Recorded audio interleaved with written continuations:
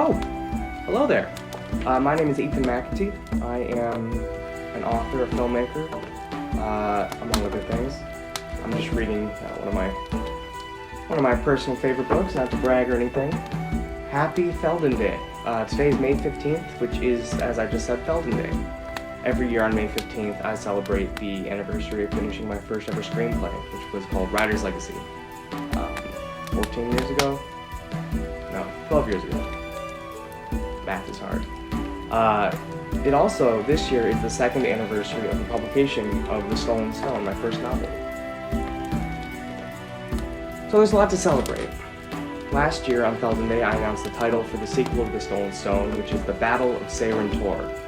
And I was racking my brain thinking, what could I do to celebrate this year? I don't have the book ready yet. I don't have, any movies coming out. But I have been writing The Battle of Sehran Tor for the past couple of years. And I thought, for Theldin Day 2023, maybe I'll read a little bit of it. There are going to be spoilers for The Stolen Stone in this.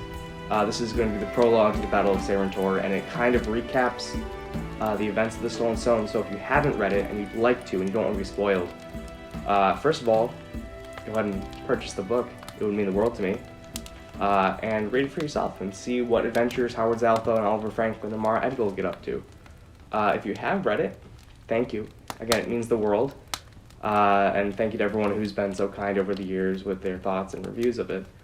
But I think without any further ado, let's get started on the prologue. So this is the very beginning of Book 2 of the Goblin Prophecy, The Battle of Sehran Tor. Prologue. The Oath. Atop a lofty hill, in the light of the setting sun slowly making its westward descent over the endless sea, the city of Kalnathalawan glowed. Rosy-cheeked children raced each other home for supper through the snow-lined streets of the city's bottommost tier, and, one level up, shopkeepers locked their doors for the day. In the academies on Kalnathalawan's third tier, students closed their books and began preparing for the evening's gallivanting. And in the throne room of Kalnathalawan Castle, at the very top of the city, a crowd of knights, nobles, and other citizens were gathered for an ancient, hallowed tradition. At the front of the room, standing in front of his throne, was King Henry. He was dressed in long crimson robes, and the large crown atop his curly red hair glinted in the torchlight. The wooden stake that usually took the place of his left foot had been replaced by a silver rod inlaid with rubies. "My friends," he called, clapping his hands together and smiling. The sound reverberated through the hall, and the crowd quieted and looked to their king. "I think we can all agree that the past 8 months have not been easy. The loss of my father weighs heavily on my heart, as I'm sure it does many of yours. A war with the Goblin Empire looms nearer each day. These are dark times. So, to have an occasion to gather together, not in fear or in sorrow, but in celebration, brings me great joy. And tonight, we have much to celebrate.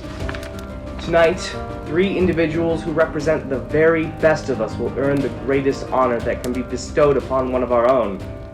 They shall become knights of the Kingdom of Theldin." The massive doors at the far end of the throne room swung inward, and in strode 4 figures. Leading the procession was General Ashla, the latest in the line of brave warriors in command of the Theldinian army. A long braid of white hair fell down her back, with the rest of it draped on either side of her brown face. A royal blue cape was slung over the epaulette on her dark gray cuirass. Her 3 companions walked side by side behind her, dressed in shiny, brand-new sets of steel plate armor. Their armor was less ornate than the general's in white instead of gray. The first figure was a tall, muscular young man with brown hair that curled up at the nape of his neck. To his left was a slightly shorter boy with trimmed blonde hair, and to his right was a young woman with long, wavy hair the color of charcoal. They walked with their chests forward and heads held high. When they reached the end of the room, General Ashla stepped aside, moving to stand behind the king. Henry smiled at the others, who had come to a stop in front of him. "That armor suits you, my friends," he said, just loudly enough for them and Ashla to hear. Then, his voice booming, he ordered, "Kneel!" and at the foot of the throne, Howard Zaltho, Oliver Franklin, and Mara Edgell knelt. Ordinarily, you each would have gone through a set of trials specifically designed to test whether or not you were ready for knighthood, Henry told them. But considering what you experienced, what you all sacrificed during your quest last spring, I think it's safe to say that you have proved yourselves many, many times over. A chorus of huzzahs and scattered applause rippled through the throne room. Henry waited for it to settle down, then continued. The three of you have shown valor and courage beyond measure.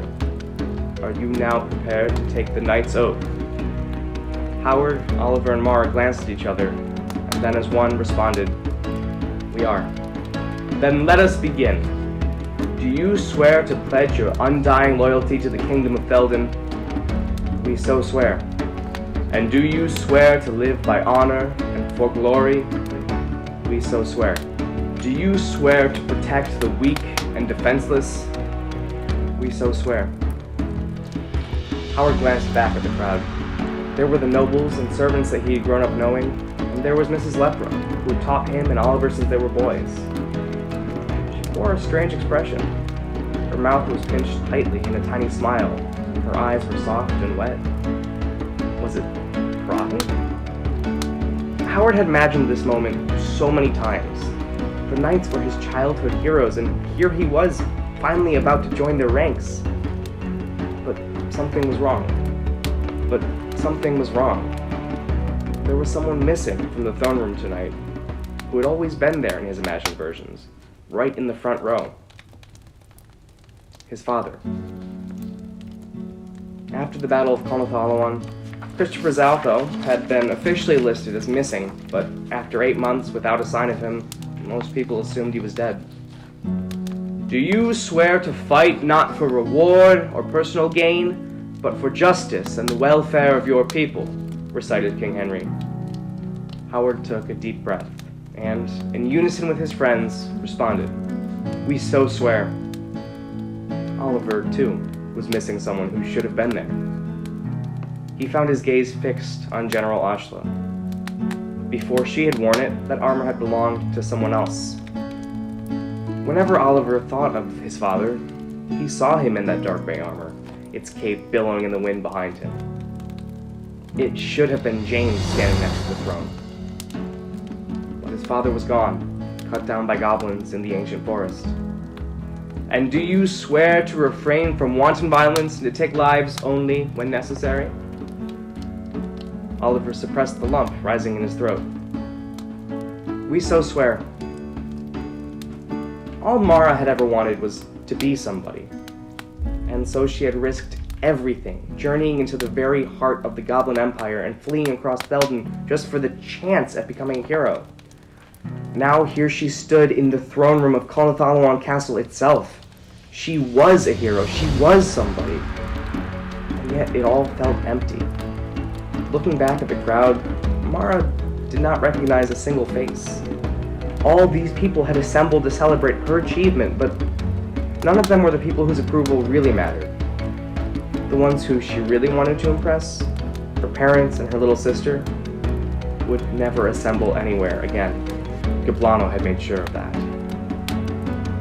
"Do you swear to face each situation with courage, to carry yourselves with honor, and to always tell the truth?" Mara looked to her friends, and their mere presence made her feel stronger. "We so swear," they said together. Henry turned to Ashla, who drew the sword at her waist from its scabbard and handed it to the king. It was about as simple as a sword could be. Its pommel was wrapped in leather and bore no special markings. It was indistinguishable from the swords that one might find at blacksmiths across the land. "This sword is named Nightender, and it belonged to the very first king of Theldin, King Bartholomew," Henry explained.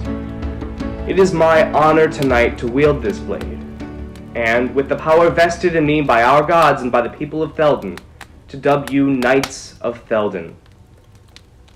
He tapped Nightender upon Mara's right shoulder, then her left. "Rise, Sir Mara Edgell, Knight of Theldin." Then he did the same to Howard. "Rise, Sir Howard Zaltho, Knight of Theldin." And finally, he tapped Oliver's shoulders with the blade. rise, Sir Oliver Franklin, Knight of Theldin. As the crowd erupted into thunderous applause and cheers, the three newest Knights of Theldin regarded each other. For each of them, this was their lifelong dream achieved at last, and yet none of them felt the elation they had imagined they would. In the past year, they had been through so much pain, seen so much violence. With war on the horizon, there would only be more pain, more violence. But they had a duty to their kingdom, and so they turned to face the crowd and forced themselves to smile. So that's the prologue to the Battle of Sehran Tor. It's out in the world. I don't have an exact release date yet for the Battle of Sehran Tor. I'm aiming for sometime in 2024. That feels right to me. I feel like I can pull that off. So thank you again to those of you who have purchased and read The Stolen Stone so far, who have been supportive of me over the years. It means the world, genuinely. I look forward to hearing your thoughts on this prologue to the Battle of Sehran Tor, and look for the Battle of Sehran Tor next year. Alright, happy Theldin Day, everyone.